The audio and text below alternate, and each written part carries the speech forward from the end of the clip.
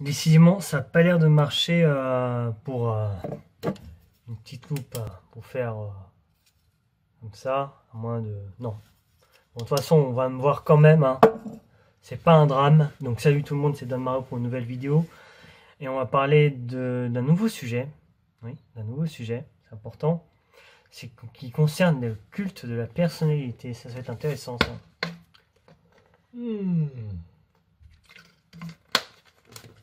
J'adore boire, mais je m'en bats les couilles, vous savez. Hein. Parce que j'ai mes casquettes. Ok, c'est bon. Bon, on va parler de ce sujet très intéressant. Et on y va, le culte de la personnalité. Ça va être super, dis donc. Bon, alors un peu d'histoire. Oula, c'est le combien celui-là? Le 9e siècle, si je me rappelle bien, est un siècle altruiste, tourné vers l'attention et l'observation de l'autre, ainsi que peut le résumer l'essor de pseudosciences telles que la physiognomonie, oh mon dieu, j'arrive pas à le prononcer, désolé, et la phrénologie. Si ces fausses sciences cherchent à lire les défauts du caractère, elles s'ingénient aussi à déceler l'intelligence, voire le génie. Par un souci de transparence des corps et des visages, mais d'une manière beaucoup plus large, ces pratiques du regard sur autrui entrent surtout dans le contexte d'un siècle en quête de sacralité.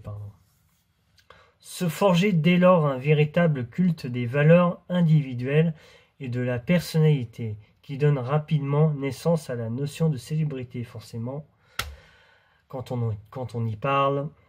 Son avèrement est caractéristique du IXe siècle, qui consacre avec la même facilité qu'il destitue la gloire, dans cette insatiable soif de glorification et d'adulation des personnalités exemplaires qui se succèdent. Les unes chassent souvent les autres. La société n'établit plus la distinction réellement marquée. C'est déjà ce que remarquait Balzac dans la première moitié du siècle, quand il écrivait dans le Coussin-Pont que son époque n'établissait plus de franche distinction entre les célébrités, les grands hommes et les miracles du hasard. Moi, ce que j'en fais partie, les miracles du hasard, moi j'en fais clairement partie. Ce phénomène traduit un besoin de valeur et d'image. En effet, ces quêtes de sacralisation de l'individu s'expriment particulièrement par le vecteur qu'est l'image, rehaussée au statut d'icône dans l'exercice d'un véritable culte. C'est que l'Alphonse Daudet tourne en dérision dans Numa Rumestan, ou enfin, peu importe, par la voix de son héros. Je suis bête.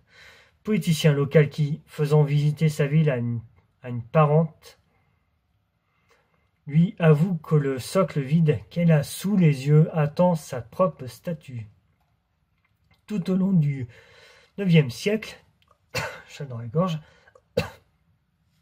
en une évolution patiente, la célébrité est envahie par l'image, qui lui confère un corps de gloire populaire.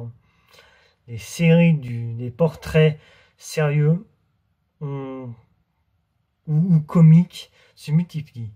Sous les crayons d'innombrables dessinateurs, le Panthéon comme temple laïque dédié au grand homme, par une patrie reconnaissante, restituée au culte religieux après la Révolution française, a laissé des marques indélébiles, voire débiles, qui se retrouvent dans les intitulés volontairement dérisoires mais significatifs du Panthéon charivatique ou de Panthéon Nadar. Alors, tout en honorant d'une manière très particulière et ambiguë, les gloires d'une modernité avec l'intention qu'elle dure. Ces panthéons raillent l'envie de de postérité des personnalités représentées. L'intervention de la célébrité est un enjeu individuel. C'est un enjeu, oui c'est ça, normalement individuel et social que confirme dès leurs années 1830, pardon. Attends, j'ai pas confondu 19... Ah non, 9e... Oh mon Dieu. Je suis désolé, ce n'était pas 9e siècle, mais 19e siècle. Désolé. Encore une fois, je reprenais. La multiplication des galeries et musées biographiques consacrés, heureusement que c'était le début, consacrés aux contemporains, tant sur la mode sérieux comme la galerie de la presse de Philippon ou de galerie des contemporains illustrés de Loménie, que sur le mode satirique, avec le musée d'antan par le caricaturisme du même nom ou le Panthéon Charivari de Benjamin Rouault. J'ai du mal à m'exprimer, c'est incroyable. Ensuite, ces caricaturistes, souvent doublés d'une plume de biographie, deviennent les demi-murs de la notoriété, dont ils suscitent l'écho et l'ampleur, en même temps que les médiateurs entre les célébrités et le public. À la même période, naît un engouement pour les biographies succinctes, notules vendues en petites livraisons à bon marché. Eugène de Mirecourt sous le Second Empire, avec sa série intitulée Les Contemporains, en est un exemple très révélateur. On a un court texte doté d'un portrait gravé et d'une lettre autographe en frontispice. Il conjugue délation, hargne et dithyrambe pour croquer des portraits biographiques au goût de scandale, teintés de gauloiserie et de moralisme. Ces collections d'images et de textes cherchent en fait à constituer une image cohérente de leur temps, de leur présent, en s'adressant à la masse populaire selon les modes de reproduction et de diffusion massifs.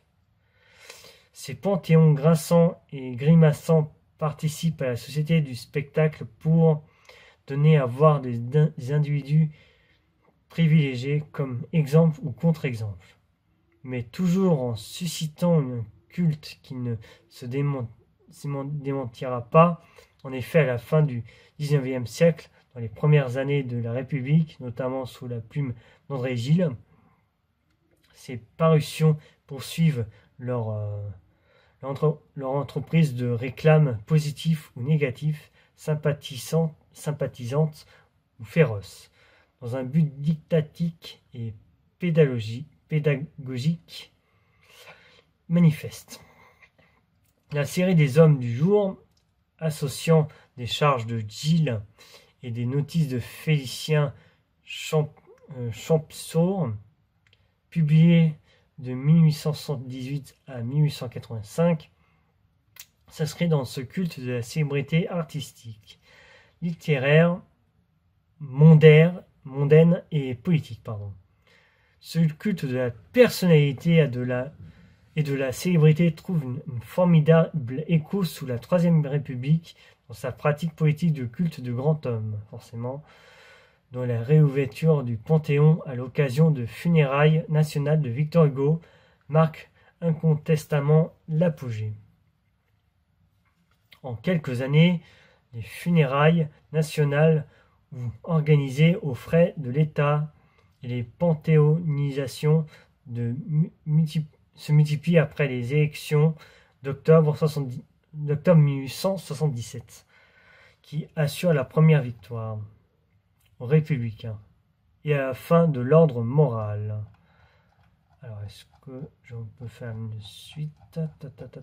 La réponse est oui, je peux faire une suite, il n'y a pas de souci, sans problème. Et sur ce les gars, bah, je vous dis à une prochaine parce qu'on a atteint les 10 minutes. Bah oui, faut que je fasse vivre YouTube si vous voulez. Hein. Allez, moi je vous dis à la prochaine et au prochain épisode. Enfin, à la suite quoi.